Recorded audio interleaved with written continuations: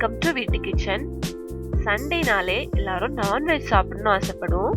So morning டிஃபனுக்கு டிஃப்ரெண்ட்டான beef புட்டு எப்படி செய்யலான்னு பார்க்க போகிறோம்.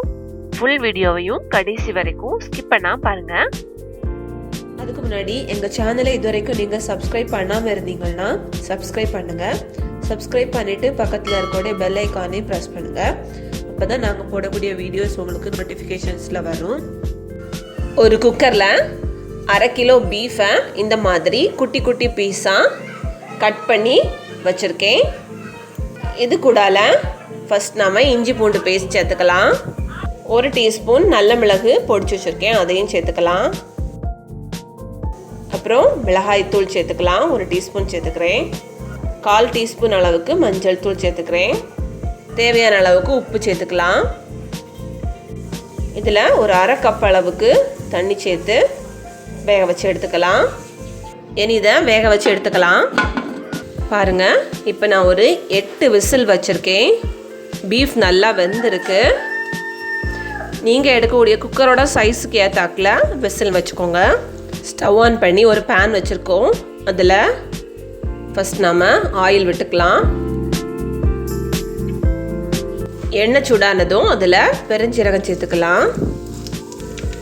அடுத்து 2 சின்ன சைஸ் வெங்காயம் கட் பண்ணி வச்சுருக்கேன், சேர்த்துக்கலாம்.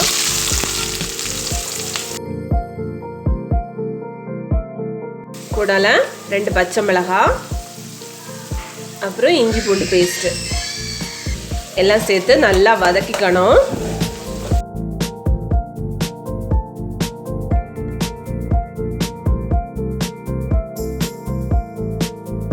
இப்போ வெங்காயம் நல்லா வதங்கியாச்சு.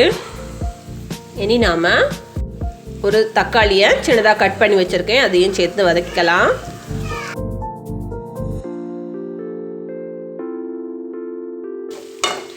தக்காளி நல்லா வதங்கணும். இப்போ பாருங்க, தக்காளி நல்லா வதங்கியாச்சு. இந்த அளவுக்கு நல்லா வதக்கி எடுத்துக்கணும். இனி இதில் நாம் கொஞ்சமாக புதினா இலை சேர்த்துக்கலாம், அப்புறம் மல்லி இலை சேர்த்துக்கலாம். இதையும் நல்லா வதக்கி எடுத்துக்கணும்.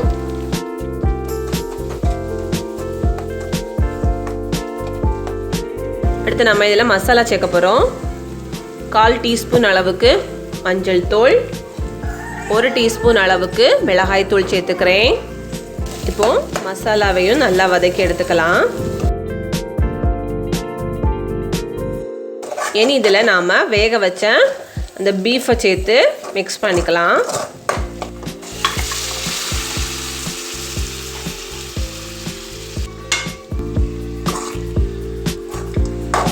நல்லா மிக்ஸ் பண்ணிக்கலாம்.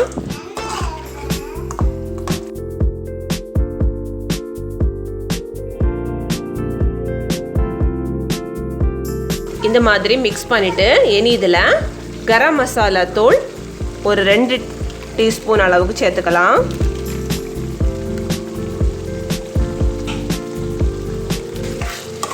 இதையும் நல்லா மிக்ஸ் பண்ணிக்கலாம்.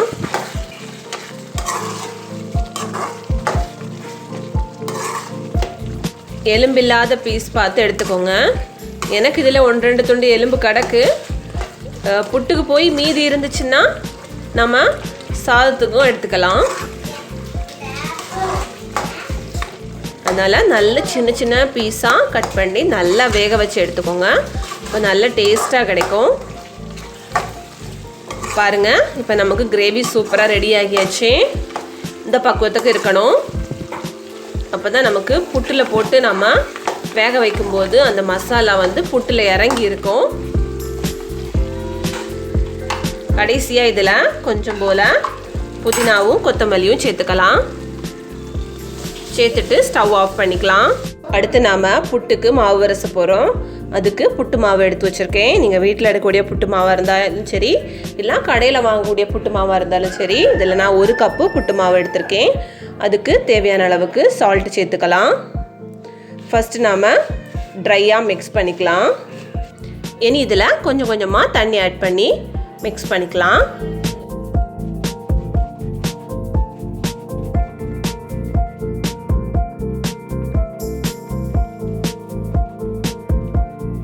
இப்போ நாம் புட்டு மாவு ரெடி பண்ணியாச்சு. இனி இது ஒரு 5 நிமிஷம் இருக்கட்டும். அதுக்கப்புறம் இன்னொருக்கா மிக்ஸ் பண்ணி பார்க்கலாம். இப்போது 5 நிமிஷத்துக்கு பிறகு மிக்ஸ் பண்ணி பார்க்குறேன். கொஞ்சமாக ட்ரை ஆகிருக்கு. அப்போ கூட கொஞ்சம் வாட்டர் ஆட் பண்ணிக்கலாம். இப்படி நம்ம வந்து மிக்ஸ் பண்ணாதான் புட்டு நல்லா சாஃப்டாக இருக்கும்.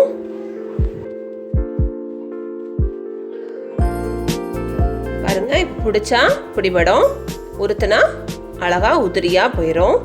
இந்த பக்குவத்துக்கு நம்ம புட்டு மாவு ரெடி பண்ணிக்கணும். இப்போ நமக்கு புட்டு மாவு ரெடி ஆக்கியாச்சு. இனி புட்டு குழல் எடுத்துடலாம். அடுத்து புட்டு குழல் எடுத்திருக்கேன். அடியில் வந்து அந்த சில்லு போட்டிருக்கேன். இதில் அடியில் வந்து கொஞ்சமாக தேங்காய் சேர்த்துக்கலாம். பாருங்க, இந்த மாதிரி தேங்காய் சேர்த்துக்கலாம். அடுத்தது நாம் மிக்ஸ் பண்ணி வச்சிருக்கக்கூடிய இந்த மாவை சேர்த்துக்கலாம். இனி இதில் நாம் ரெடி பண்ணி வச்சிருக்கக்கூடிய இந்த பீஃப் மசாலாவை சேர்த்துக்கலாம்.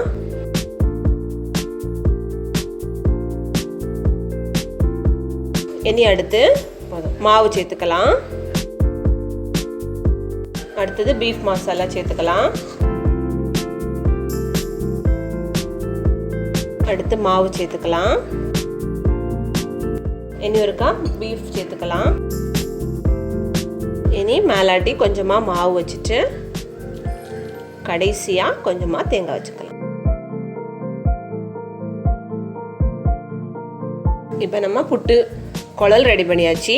அடுத்து புட்டு குடத்தில் தண்ணி வச்சு, புட்டு குடத்தில் தண்ணி நல்லா கொதிச்சிட்ருக்கு. இதில் நாம் ரெடி பண்ணி வச்சுருக்கக்கூடிய இந்த புட்டு குழலை வச்சுக்கலாம். இனி மேலே வரைக்கும் நமக்கு ஆவி வரணும். அது வரைக்கும் வேக வச்சு எடுத்துக்கலாம். இப்போ ஒரு 4 நிமிஷம் ஆயாச்சு. நமக்கு நல்ல ஆவி வந்தாச்சு. பார்க்கும்போதே தெரியும் உங்களுக்கு. இந்த அளவுக்கு ஆவி வரணும். கொஞ்சம் நேரம் நின்று வேக வைக்கணும். ஒரு 4 நிமிஷம்லாம் போதும், வெந்திருக்கும். ஏன்னா நம்ம ஏற்கனவே எல்லாம் வேக வச்சதுனால அரிசி மாவு மட்டும்தான் நமக்கு வேக வேண்டியிருக்கும். இப்போ எதுவும் வெந்தாச்சு. நாம் எடுத்துடலாம். இதை நீ குழல்லேருந்து வெளியே எடுத்துடலாம்.